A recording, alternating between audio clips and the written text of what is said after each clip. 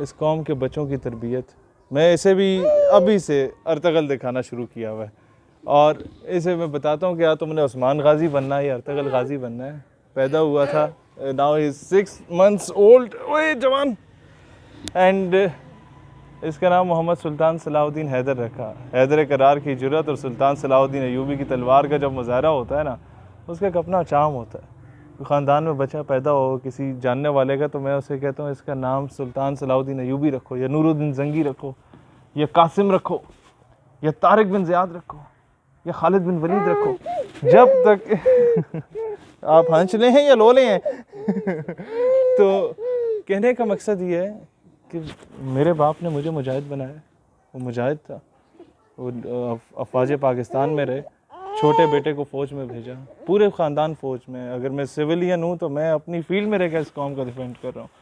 तो मैं चाहता हूँ कि ये जवान भी फ़ौज में जाए, मुजाहिद बने, पाकिस्तान का दिफा करे। मैं अभी से इसे उर्तगल दिखाना चाह रहा हूँ, दिखा रहा हूँ। हाँ, हम लोग, मैं बेगम और ये इकट्ठे बैठ के देख रहे हैं। पाकिस्तानी कौम भी उर्तगल देख रही है। वो मैं कहता जनाब मोदी साहब, तुसी जंग दी गल कर रहे हो, ख्याल रखियो कौम अर्तगल वेख रही है, कौम और ये थोड़ी वो जो इस्तेमाल शुदा अदाकाराएँ हैं ना, वो नहीं देख रही।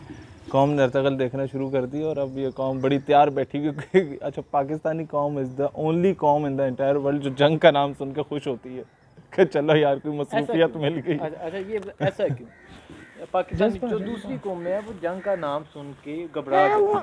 हाँ, पाकिस्तानी कौम आपने कहा जंग का नाम सुन के खुश होती है, इसकी वजह क्या है? इसकी वजह यह है कि ये गाजी, ये तेरे पुरस्कार बंदे जिन्हें तूने बख्शा है ज़ोके खुदाई, दो नीम इनकी ठोकर से सहरा व दरिया सिमट कर पहाड़ इनकी हैबत से राई, दो आलम से करती है बेगाना दिल को, क्यों अजब चीज़ है लज्जत आशनाई, शहादत है मतलूब मकसूद मोमिन, न माले गनीमत न किश्वर कुशाई।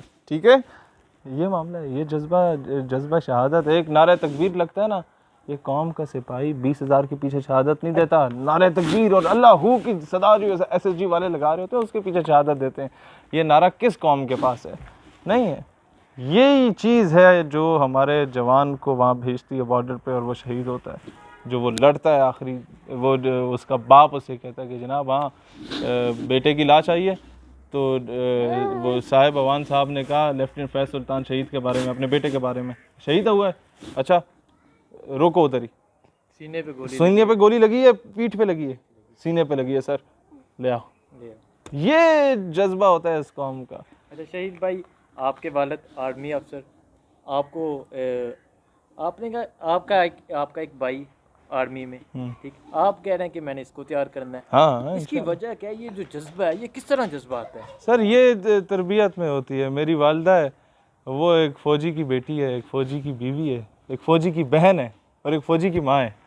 तो हमारा तो पूरे ख़ानदान इस तरह अल्हम्दुलिल्लाह। मेरे नाना फ़ौजी थे, मेरे मामू फ़ौजी हैं, मेरा भाई फ़ौजी है, वालिद फ़ौजी हैं, ददयाल में भी सारे अल्हम्दुलिल्लाह मेजॉरिटी। तो ये चीज़ें आपको निसाब से नहीं मिलता, इश्क़ रसूल और हुब्बुल वतनी का जज्बा नसब से मिलता है, नसब से। ये बुज़ुर्गों से चला आ रहा है, नूरुद्दीन जंगी को भी अपने नसब से मिला था।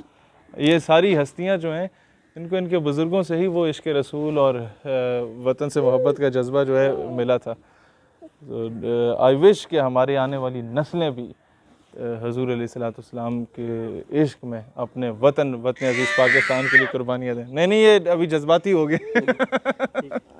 अच्छा शहीद भाई, क्या समझते हैं, देखें अभी कश्मीर पे बात हो रही है, क्या इससे पहले हमें भारत का टोटल बाइकाट नहीं करना चाहिए? उसकी इंडस्ट्री, फिल्म इंडस्ट्री। नहीं मैं आपको एक बात बताऊं, बहुत सिंपल सी बात है सर। ये कहानियाँ होती हैं हमारी कौम को बेवकूफ़ बनाने के लिए कि जी इंडिया की फिल्में ना देखो, तो वो ठीक है नहीं देखते।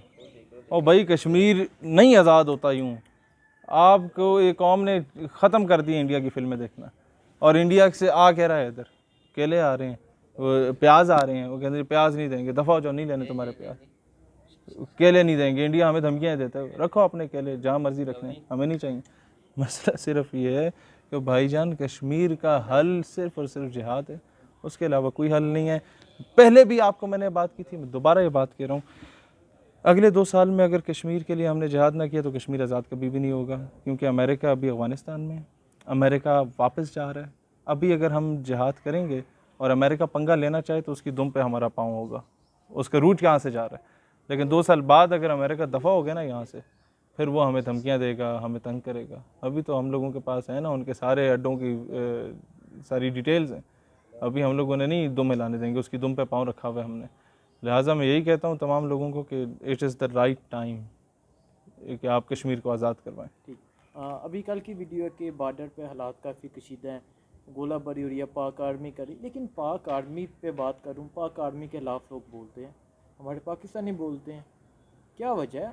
वो आर्मी जो डेली की यार ये जो 2-4 सियासतदान है ना, ये जो कहते हैं खलाई मखलूक, ये खलाई मखलूक उस वक्त बॉर्डर पर शहादतें दे रही होती है जब ये अपनी बेगमात के साथ सुकून की नींद सो रहे होते हैं। पॉलिसी से इख्तलाफ मुझे भी है मुशर्रफ की, लेकिन इसका मतलब ये नहीं है कि आप वो जो जवान बेचारा शहादतें दे रहा है वो जो, लेकिन मसला सिर्फ ये है कि उन पॉलिसीज़ को आड़ बना के आप उन सिपाहियों, उन लेफ्टिनेंटों कप्तानों को बेचारों को तनकीद का निशाना बनाएं जो बेचारे वहाँ से सियाचिन से अभी गोली खा के आ रहे होते हैं, और जैसे ही ठीक होते हैं CMH से तो फिर वॉलंटियर करते हैं, सर अभी हमें ज़रा LOC भेज दें।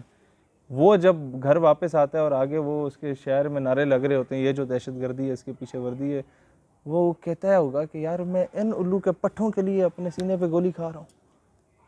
You got my point? उसके जख्मों में नमक छिड़का जा रहा है। आपको इख्तलाफ है किसी जर्नल से, उसका नाम लेके बोलेंगे मुझे इससे इख्तलाफ